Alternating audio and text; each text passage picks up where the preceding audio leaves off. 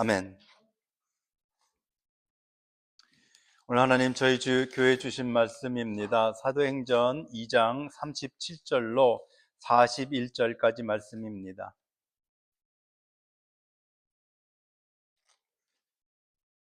41절까지 한 목소리로 읽겠습니다. 시작. 저희가 이 말을 듣고 마음에 찔려 베드로와 다른 사도들에게 물어가로되 형제들아 우리가 어찌할꼬 하거늘 베드로가 가로되 너희가 회개하여 각각 예수의 이름으로 세례를 받고 죄사함을 얻으라.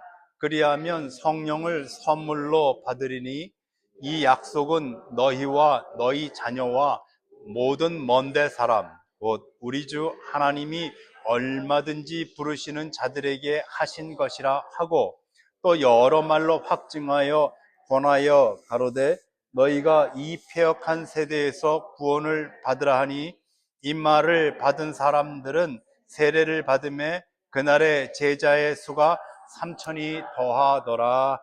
아멘. 아멘. 오늘은 말씀을 받는 사람들이라는 제목으로 하나님의 말씀을 함께 생각하겠습니다. 이제 베드로의 설교가 다 끝났습니다.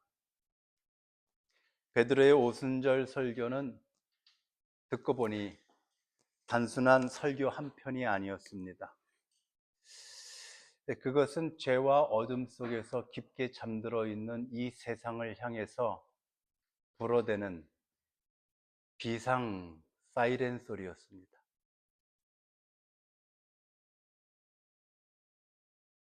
이 세상을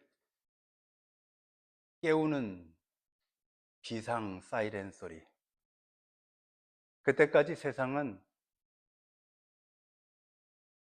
예수에 대해서 깊게 잠들어 있는 세상이었습니다. 이날 베드로의 오순절 설교가 있기 전까지 이 세상은 예수는 갈릴리의 목수요 천한 계집 마리아의 아들,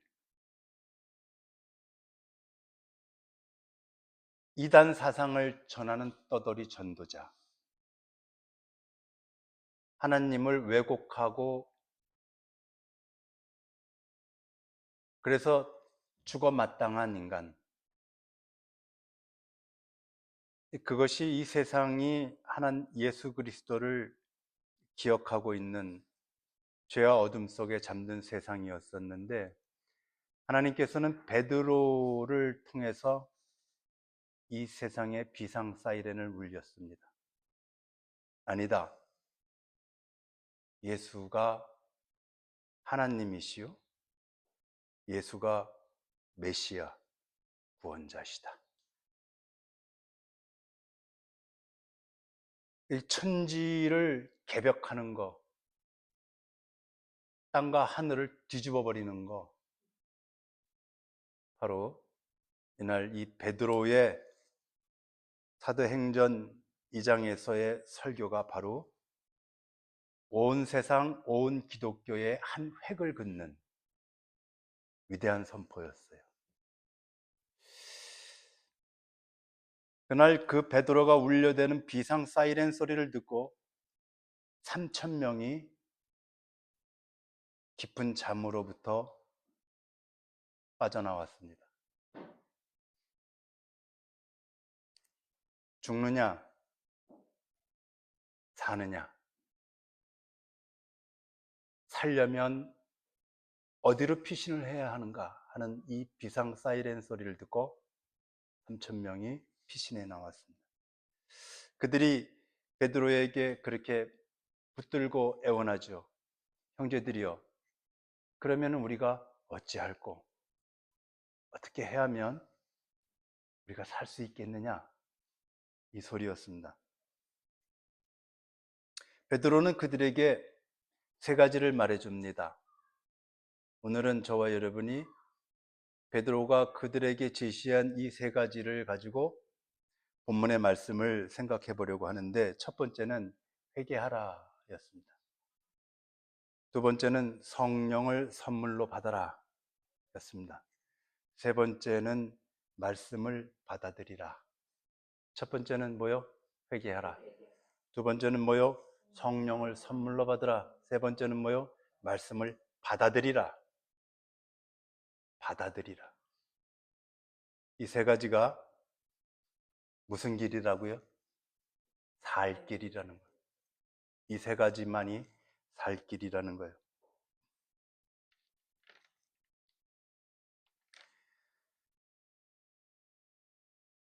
사람이 사는데 가장 중요한 것들은 무엇일까? 사람은 무엇을 가장 중요하게 여기고 사는 겁니까? 뭐 여러 가지가 있겠죠. 뭐니 뭐니 해도 먹고 사는 일 아닙니까? 먹고 사는 일에 우리는 가장 많은 관심과 시간을 빼앗기고 인생을 쏟아붓지요. 먹고 사는 일이 가장 중요합니다.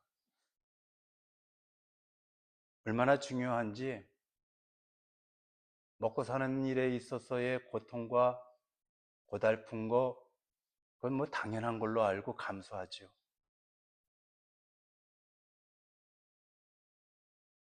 사람 사는 데는 먹고 사는 것이 가장 중요하고 그런데 성경은 그렇게 말하지 않습니다.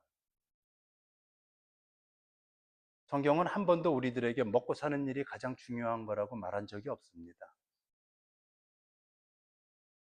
성경은 우리들에게 너희들이 생각하는 것보다 훨씬 더 내가 잘 먹고 잘 살 수 있도록 편히 살 수 있도록 해주마라고 하는 말씀이 단 한 줄도 들어있지 않습니다. 근데 왜 교회 다니면은 조금 더 괜찮은 인생을 살 거라는 그런 생각들을 하고 교회를 다니는지 통 모르겠습니다. 그런 거 이야기하는 목사들은 다 이단입니다. 성경은 우리에게 무엇으로 말씀하시는가? 사람은 밥으로 살지 않는다라고 이야기합니다. 밥으로 사는 건 분명히 맞는데 사람은 밥 갖고 사는 게 아니라는 겁니다. 그 이야기인즉슨 사람은 밥 갖고 살 만한 그런 수준의 인간이 아니라는 겁니다. 밥에 의해서 좌지우지되는 그런 수준의 존재가 아니라는 겁니다. 제발 좀 밥 세끼 먹는 거가 네 인생의 가장 중요한 것이라고 너를 그렇게 생각하지 말아달라는 것인데도 불구하고 유치원 때부터 밥 세끼 어떻게 하면 잘 먹고 잘 사는 것인가를 가르치기 시작하고 그것을 위해서 공부를 가르치고 공부를 하며 연구를 하며 맹지를 하며 인생을 거기에다 다 쏟아붓는 것을 보며 하나님께서는 안타까워서 사람은 무엇으로 사는 것이 아니다. 밥 갖고 사는 거, 떡, 바악한 떡 생각나니까 그걸 자꾸 생각하지 마시고 사람은 밥 갖고 사는 거 아니다. 돈 갖고 사는 거 아니다. 그런데 너는 왜 그런 거 딱 그 수준이냐. 제발 좀, 제발 좀. 그러므로 사람이 산다는 것은 밥이나 돈이나 이따위 것들이 좌지우지하지 못하게 하는 그 어떤 다른 것이 사람에게는 있다는 거예요. 근데 사탄은 우리에게 저기 떡이 있지 않냐? 저기 천한만국이 있지 않느냐? 네가 조금만 더 하면 더 높은 곳으로 갈 수 있어라고 끊임없이 주님에게 했던 것처럼 얘기하지 않습니까, 여러분? 그래서 우리는 다 누구의 속아 사는 것이다?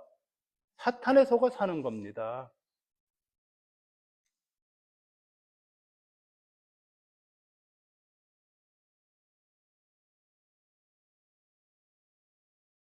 정현종이라는 시인이 있습니다. 제가 그 시 한 편을 오늘 새벽에 이 시가 생각이 나서 부지런히 찾아서 한 줄 적어왔습니다. 정현종, 모든 순간이 꽃봉우리. 이렇게 시작합니다. 나는 가끔 후회한다. 그때 그 일이 노다지였을지도 모르는데, 그때 그 사람이, 그때 그 물건이 노다지였을지도 모르는데, 더 열심히 파고들고, 더 열심히 말을 걸고, 더 열심히 귀 기울이고 더 열심히 사랑할 걸. 밤벙어리처럼, 귀머거리처럼, 우두커니처럼 보내지 않았는가? 더 열심히 그 순간을 사랑할 것을, 모든 순간이 다 꽃봉오리인 것을, 내 열심에 따라 피어날 꽃봉오리인 것을. 이 시는 말입니다. 뭐 들어서 여러분들 아시겠지만, 시인이, 정현종 시인이 지금은 이제 꽤 연세가 높죠. 이 정현종 시인이 후회한다는 겁니다. 열심을 내지 못한 걸 후회한다는 겁니다. 열심히 밥을 위해서 살지 않은 것을 후회한다. 지금 내가 무엇을 소유하지 못한 것, 그건 내가 열심히 살아가지 않은 것 때문이야 라고 하는 것을 하는 후회, 그런 뻔한 후회를 지금 하고 있다 이야기가 아닙니다. 밥이 아니라 그 밥 때문에 놓쳤던 그 소중한 것들 말입니다. 시인은 그렇게 얘기하죠. 밤벙어리처럼, 귀머거리처럼, 우두커니처럼 보내지 않았는가. 미친놈처럼 사는 거예요. 밥 때문에 먹고 사는 거, 그걸 후회한다는 거예요. 모든 것이 꽃봉오리가 아니었었느냐? 세상은 나를 둘러싸고 있는 것이 밥이 아니라 나를 둘러싸고 있는 것이 알고 보니 다 꽃봉오리였었는데 어쩌자고 나는 밥만 보고 여지껏 살았는가? 이거 제 얘기입니다. 여러분은 아실 겁니다. 제가 어떻게 살았는지. 그러니까 제가 이런 얘기할 때 참 편해요.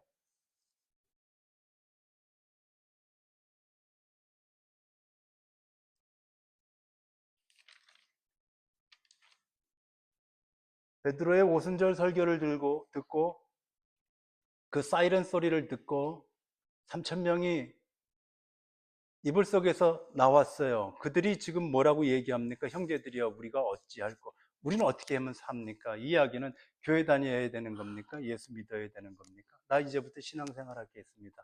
이거 아닙니다. 왜 아닌가? 이게 왜 아닌가?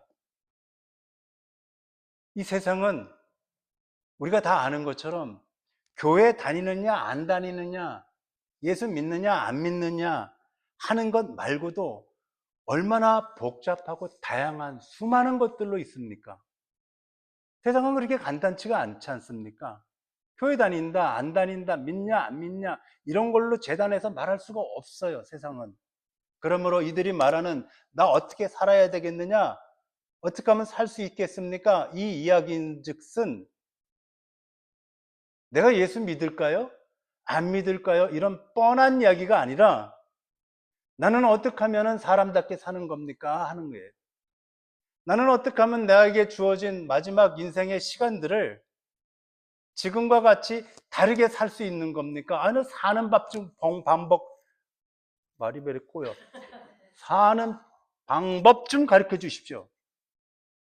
사는 방법 좀. 고민을 해도 모르겠고, 이렇게 살아보고 저렇게도 살아봤어요, 제가. 여러분들이. 그런데 모르겠다는 겁니다. 도대체 왜 이렇게 되는 건지.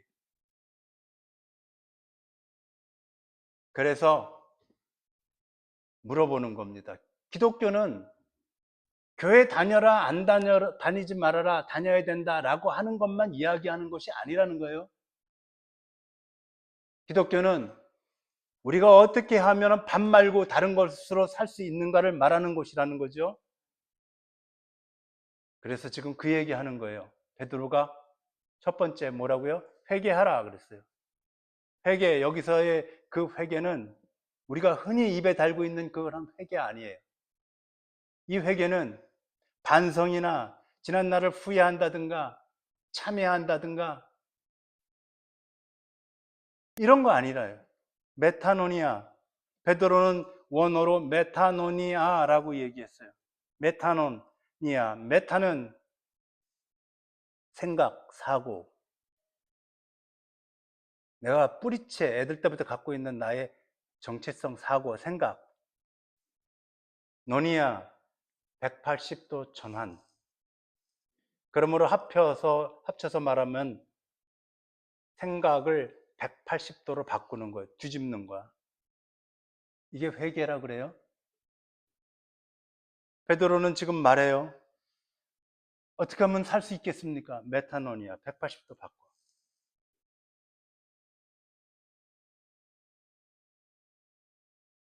여러분, 얼마 전에 제가 그 동물 다큐멘터리를 제가 좋아하는데 그 보니까는 아프리카에 가장 많은 개체 수를 갖고 있는 소가 뭔지 아십니까? 누. 들어보셨죠? 누. 중학교만 나와도 다 아는 건데 안타깝네요. 아, 딱 요런 수준이구나 우리 교회가. 아프리카의 누. 우리가 들판에서 보는 소하고 거의 비슷한 사이즈예요. 근데 입뿔이 좀 이렇게 있어요. 예, 들소 같이 생겼어요. 근데 들소보다는 조금 작고 좀 빼빼 마르고 그랬었습니다. 근데 이 누가 그 아프리카에서 이동을 하게 되면 보통 150만에서 200만 마리가 이동을 한답니다. 풀과 물을 찾아서요. 그렇게 개체수가 많은 거예요. 그런데 그날 그 다큐에서는 그 누가 수천 마리가 압사당하고 죽은 그 시체들 위에 독수리나 여러 가지 하이에나 같은 것들이 달려들어서 뜯어먹는 것을 보여주는데 왜 그런 일이 생겼는가 하면 이 누는 가령 150만 마리, 200만 마리가 그 풀을 찾아서 대이동을 할 때 오직 그 무엇만 보고 가는 거예요? 밥만 보고 가는 거잖아요. 먹고 살기 위해서. 밥만 보고, 물론 전제는 그런 겁니다. 제가 늘 말씀드리지만 노동과 밥 새끼는 늘 숭고하다 하는 것이 저의 생각입니다. 제가 살아보니 그것만큼 간절한 것도 없고 그것만큼 그 대신 숭고한 것도 없어요. 그런데 그것을 향해서 달려가는 그 누가 그 강가에서 앞에 가던 것들이 멈추면 뒤에 오던 것들은 앞에 멈춘 것을 모르고 계속 밀고 들어가서 누 위에 또 위에 또 위에 또 위에 또 위에 그렇게 해서 죽는 게 한 해에 거의 1만 마리 1만 마리. 그럼 오늘 베드로가 지금 이야기하고 있는 것은 이 무서운 밥을 향한 죽음의 행렬에서 메타노니아 돌아서야 된다는 거예요. 이게 살 길이라는 거예요. 희한하죠? 살기 위해서 가는 그 길에서 돌아서는 것이 살 길이다. 이 대역설.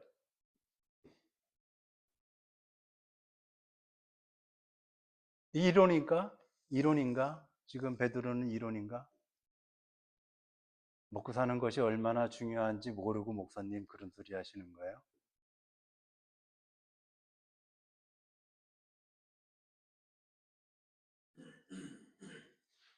베드로는 그 메타노니아를 이야기하고 뒤이어 바로 뭐라고 이야기하냐면 선물이 있다고 그렇게 얘기해요.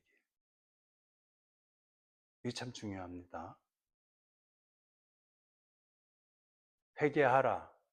회개하는 거는 알겠어요. 돌아서는 거. 그런데 베드로는 오늘 본문에서 선물이 있다고 얘기합니다. 그게 선물이 무슨 선물이냐면 성령을 선물로 받으라고 이야기합니다. 회개하고 성령을 선물로 받으라. 이 성령은 왜 우리에게 선물인가? 성령이 하시는 일들을 곰곰이 한번 생각을 해보시죠, 여러분. 성령이 하시는 일, 뭐 있어요? 열매? 실망했어요?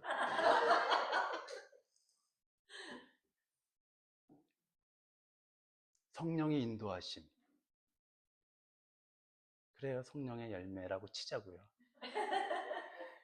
성령의 인도하심, 위로해 주심, 힘 주시는 거. 극한 상황인데도 왠지 모르게 미친 사람 마냥 히히히 웃게 만드는 평안함. 남들은 저거 쥐뿔 가진 것도 없는데 성령 충만한 사람은 부요하다. 바울이 그랬죠? 가진 것이 없어도 나는 부요한 사람이요. 그래서 그 메타노니아의 길을 간다는 것은 엄청난 모험이죠. 모험에는 반드시 두려움이 따르죠. 그런데 그 두려움을 내 스스로 이겨낼 수 있는 장사는 없어요. 그 걱정과 불안을 감수하면서 남들과 거꾸로의 인생을 갈 수 있는 사람은 세상에 제가 보기에는 없어요. 그럼 어떻게 가는가? 하나님이 우리에게 주신 선물 갖고 가는 거예요. 그 선물이 뭐냐? 성령의 도우심, 인도하심, 성령의 생각나게 하심, 가르쳐 주심, 위로하심, 성령의 감싸 안아 주심, 성령이 내 귀에 속삭여 주시는 것, 이런 것 갖고 간다는 거예요. 그걸 성령의 선물로 주셔서 너희가 메타노니아의 길을 가는데 두려워하지 말아라. 내가 책임져 줄게. 한번 해봐라. 너가 하루 종일 가장 많은 관심을 갖고 시간을 쓰는 것들을 뒤집어서 그 시간에 성경을 읽고 묵상을 하고 찬양을 하며 기도하는 시간을 한번 가져봐라. 다 굶어 죽어요. 안 죽어요. 그렇지 않습니다.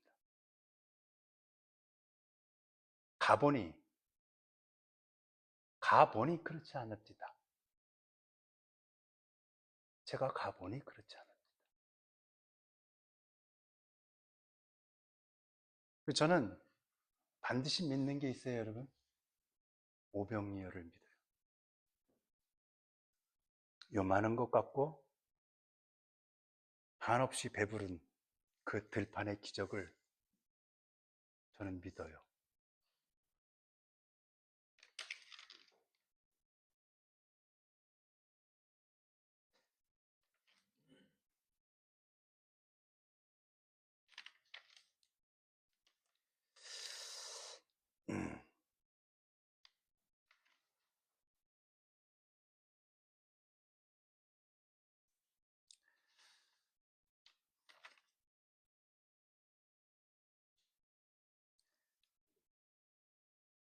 사람이 내가 향하던 그 밥의 길을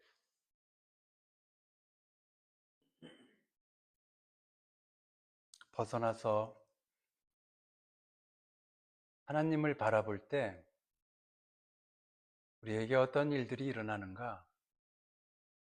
아주 오래전에 이사야서 선지자를 통해서 분명히 해주신 말씀이 있는데 이사야서 40장 뭐라고 말씀을 하시느냐 하면 여호와를 앙망하는 자, 많이 들어보셨죠?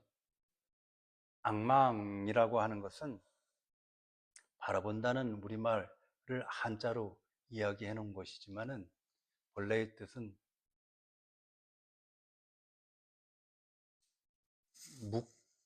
묵다, 묶는다는 거예요.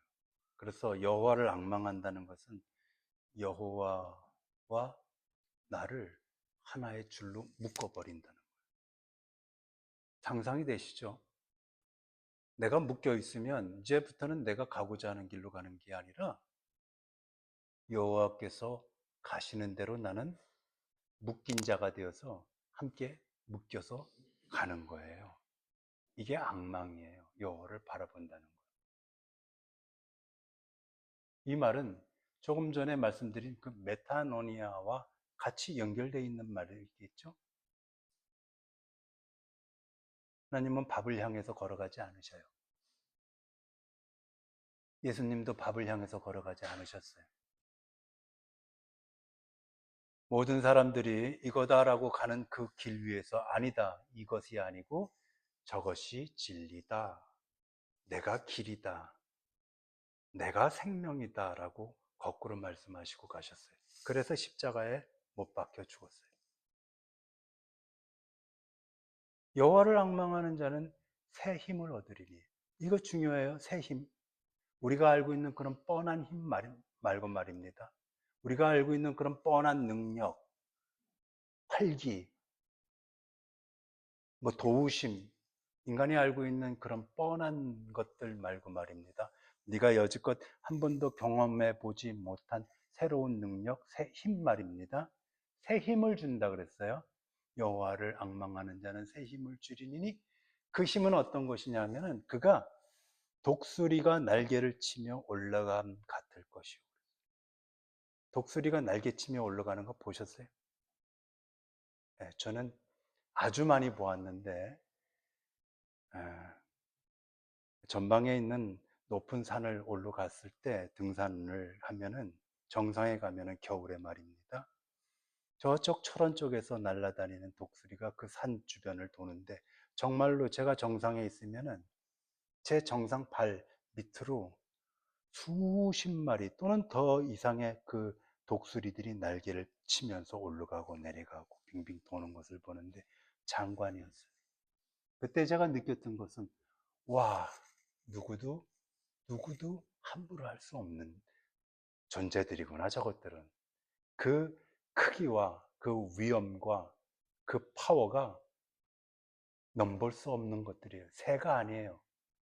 그때 바라본 독수리는 새가 아니에요. 넘볼 수 없는 것들이에요. 그래서 독수리가 날개를 치며 올라간다는 것은 그 어떤 것도 저항하지 못할 능력. 달려도 곤비치 않고 달려도 힘들지 않는다는 거예요. 그래서 어떤 사람들은 하나님 앞에 나오면은 내 관절염이 낫는다는 건가?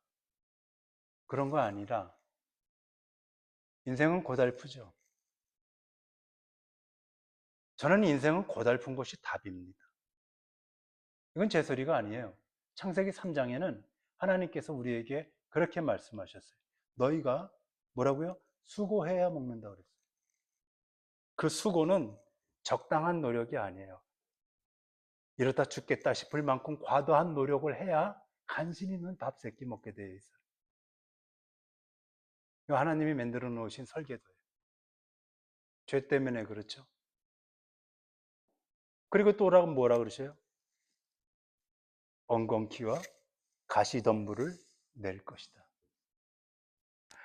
씨를 뿌렸는데 거기에 걸맞는 곡식이, 보상이 딱딱 내 삶 가운데에 이루어지면 얼마나 좋겠어요. 이루어져요?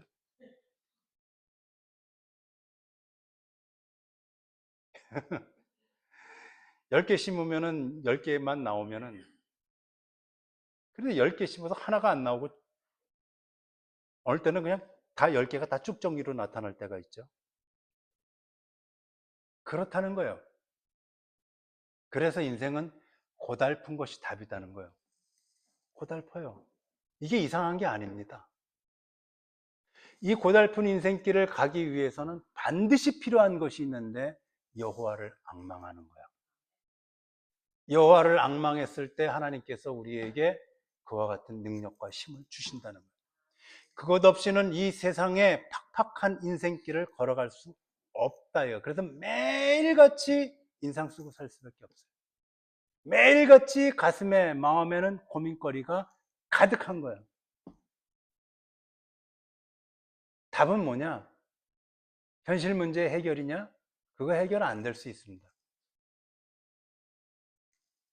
세상에서 가장 어려운 것이 저는 현실 문제 해결이더라고요. 여호와를 앙망하는 건 메타노니아, 돌아서라. 그 길 아니다. 여러분, 여러분들도 제가 알기에 여러분들도 인생길 가다가 멈춰선 적 많죠? 어? 멈출 일이 아닌데 망해 자빠지죠. 아, 그런 말 써서 미안한데 실패.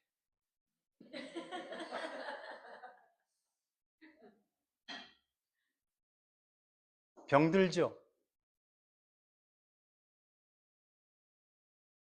곳곳에서 나를 멈춰 세우죠. 그때 여러분들은 지금 생각해 보시니까 어떠시던가요? 지금 멈춰서 계시는 분들, 앞으로 나가지 못하고 있을 때, 이건 무슨 사인인가? 반드시 하나님께서는 그 길 가기를 밥 세끼 먹고 사는 그 인생길이 대단한 것인 양 누때처럼 달려가고 있는 성도를 안타까워서 멈춰 세워요. 사랑하면 멈춰 세워. 너는 가지 마. 너는 오늘부로 통장 잔고 0이야. 어디 났어? 그건 뭐냐?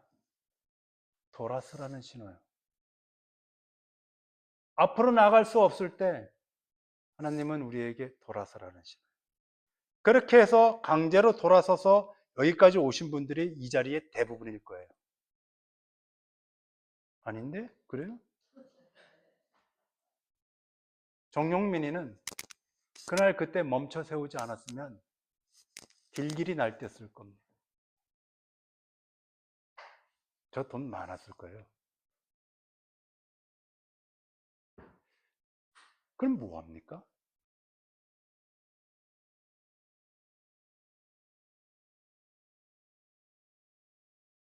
강제적으로 멈춰 세우든 우리가 스스로 멈춰 세우든 메타노니아가 정답이에요. 그래서 회개하라는 거예요. 그래서 그 3천 명이 다 돌아섰습니다. 성령을 선물로 받았습니다. 어떻게 증명해요? 일일이 우리가 3천 명의 이름은 알 수 없어요.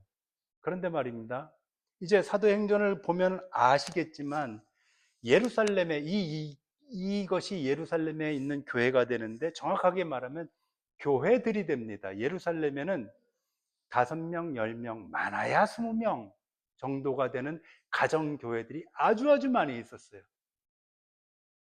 그들이 다 가정교회의 리더들로, 말씀 사역자들로 다 가요.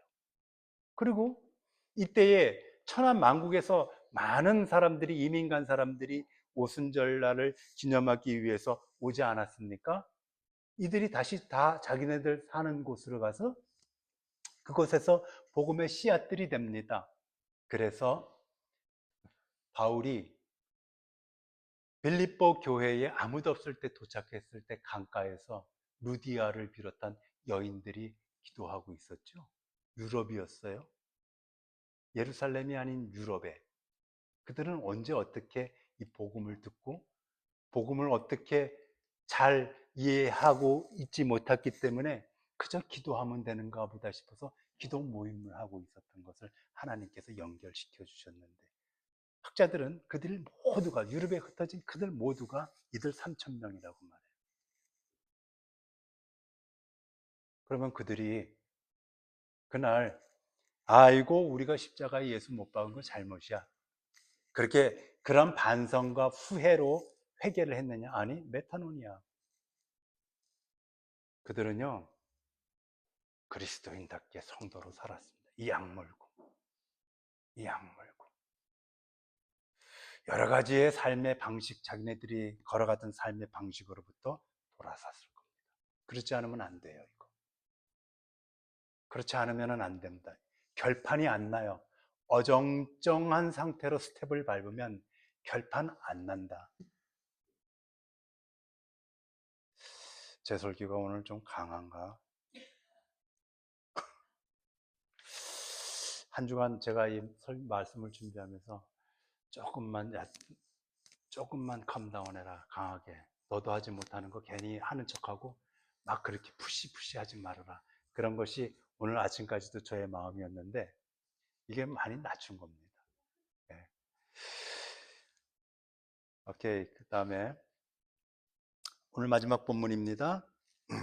41절 시작. 그 말을 받은 사람들은 세례를 받음에 그날의 제자의 수가 3천이라. 아멘. 이 3천 명이 어떻게 됐다고요? 어떻게 해서 3천이 됐다고요? 그 말을 받은 사람들.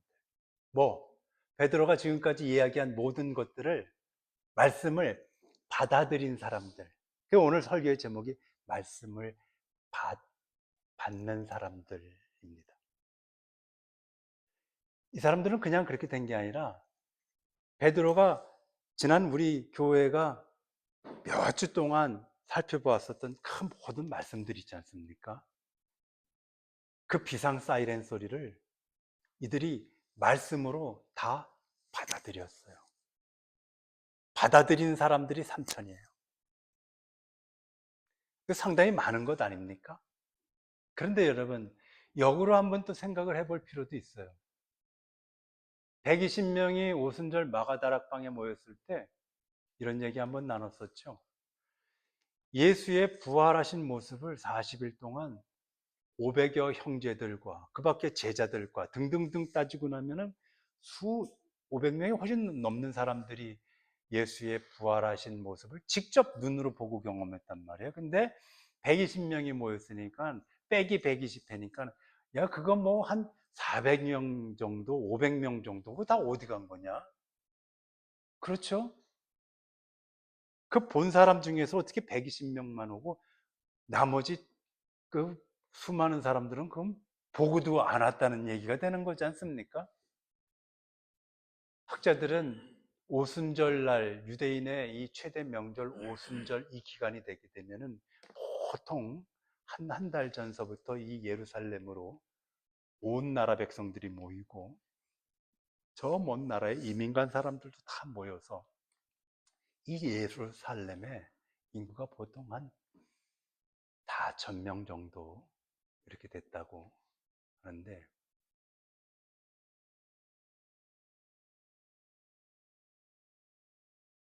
4만 명 정도가 됐다고 하는데 그때에 모여든 사람이 약 한 30만 명 정도가 되지 않았을까 합치면 상당한 인파들이 모였겠죠. 그렇다면은 그날 베드로의 설교를 그 자리에서 못 들었다 할지라도 어떻게 3천 명만 오느냐 말이죠. 3천 명이 많은 것 같지만 알고 보면 그 말씀을 받아들이지 않은 사람들은 더 많은 거란 말이죠. 예수님 때에도 예수님의 말씀을 받은 사람들은 극소수였습니다. 그래서 탈탈 털어서 결국에 12명만 남지 않습니까?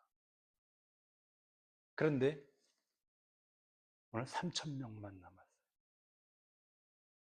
우리는 이 3,000명이라는 숫자를 조금 더 잘 이해하기 위해서는 그들의 먼 조상들이 살던 시대, 출애굽 시대로 잠시 돌아가야 합니다.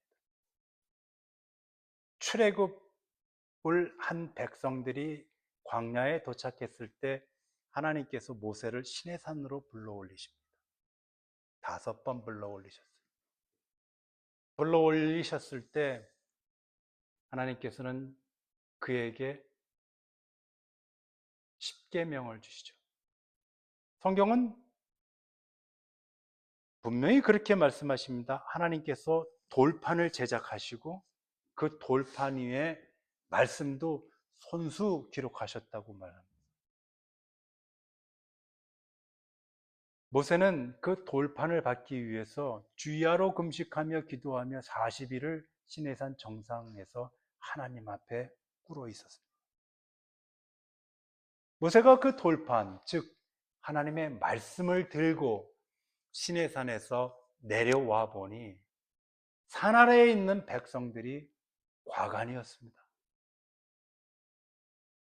그들이 금을 모아서 애굽에서의 우상 금송아지를 만들고 광란의 춤을 추고 있었어요.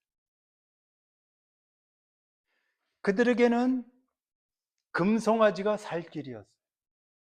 그들에게는 금송아지가 길이요 진리요 생명이요 말씀이 있었어요. 이 시대에 쌀과 금이 길이요 진리요 생명인 것과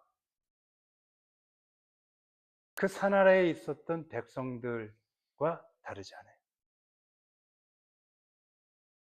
그들은 말씀이 내려오기까지 40일을 견디지 못했다고 그래요. 왜 이렇게 늦게 내려오느냐? 말씀이 왜 이렇게 늦게 내려오느냐? 말씀을 들으러 간 모세가 왜 이렇게 늦게 내려오고 있느냐? 그래서 금송아지를 만들었다고 본문은 기록하고 있습니다. 그때 하나님께서 진노하사 그들을 죽였는데 3천을 죽였어요.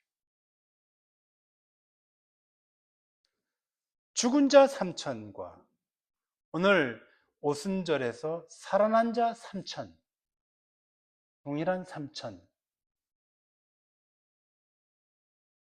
오순절 날에 살아난 3천은 그들의 조상, 그때로부터의 1500년 전에 일어났었던 그 죽은 자 3천을 베드로는, 이 본문은 서로 연결시키고 있어요. 죽은 자 3천과 살아난 자 3천 사이에는 무엇이 있는가? 뭐가 작동되었는가?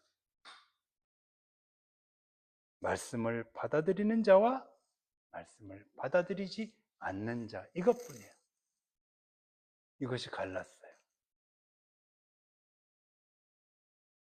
말씀을 받아들이는 자는 살았고, 말씀을 받아들이지 않고 자기 스스로가 말씀을 대상을 정하고 다른 것들이 말씀인 줄 알고 쫓아가고 살았었던 자들은 죽었어요. 사도행전 2장에서는 무려 1500년 전에 있었던 사건, 3000명이 죽은 사건을 가지고 왔어요. 그리고 읽는 독자들인 우리들에게 이들은 왜 죽었느냐, 그리고 이들은 왜 지금 살았느냐를 비교하게 하시는 거예요. 그리고 그 사이에는 무엇이 작동했느냐? 하나님의 말씀을 받아들이느냐 아니면 받아들이지 않는 것이냐. 여기서 제가 분명히 말씀을 드렸습니다.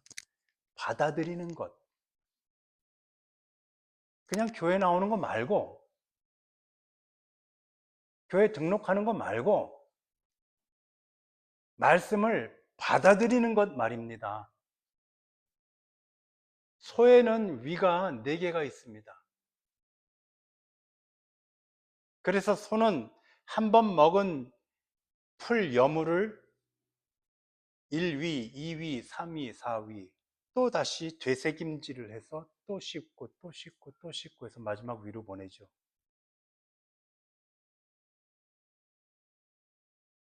관련된 일을 했었던 저는 소 위를 갈라보면 마지막 위에 있는 소가 먹은 음식은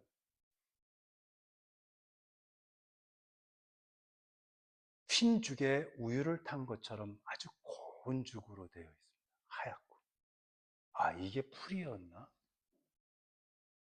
완전히 자신이 되어 있는 상태입니다. 사람은 윗속에 있는 거 토하면 밥알 그대로 나오죠.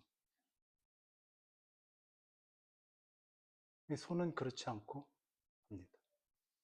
이것을 기독교에서는 어떤 말로 표현하느냐? 묵상이라는 말로 표현하죠. 묵상은 소가 여물을 되새김질 하듯이 계속 그 말씀을 붙들고 살아서 그것이 자기 것화 시키는 것을 묵상이다 이렇게 말해요. 자기화 시킨 것을 묵상이라고 말해요. 말씀을 받은 자라고 하는 것은 하나님의 말씀을 자기 인격화, 내면화, 자기의 인생의 방향, 발걸음으로 설정해 놓은 겁니다. 이 다르죠. 이게 말씀을 받은 자들이에요. 시편 150편은 그 여는 열쇠가 시편 1편입니다. 그 시편 1편에서는 그렇게 기록되어 있죠. 여호와의 말씀을 주야로 묵상하는 자가 어떻다? 복이 있다. 그가 복이 있다는 거예요. 복이 있다는 얘기는 그가 복되게 산다는 얘기예요. 그가 잘 산다는 거예요. 하늘의 복 말고 그가 잘 산다는 거예요. 여호와의 말씀을 밤낮으로 주야로 되새김질해서 자기 내면화, 인격화, 행동화 시킨 사람이 잘 산답니다.